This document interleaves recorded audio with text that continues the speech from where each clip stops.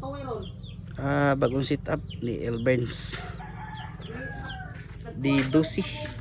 Loaded with live 600.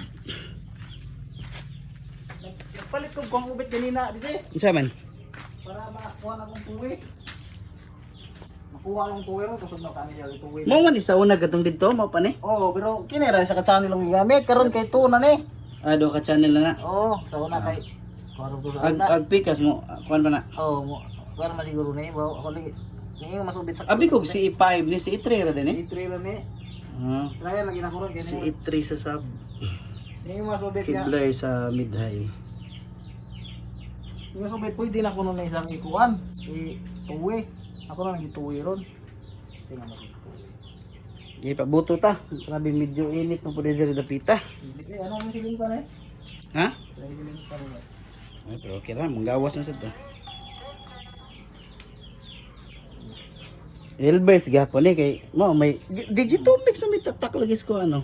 Ako ari yung ginangayo niya. Sticker. Nag sticker gud. Ganyan yung sticker. Naman mo. Ganahe mo tingog. Mo pwede mo volume eh. Ag amplifier ba? Di na direct na na. Awa na kawan? Oo. Wala na ilubag-lubag ang ampli eh. Na.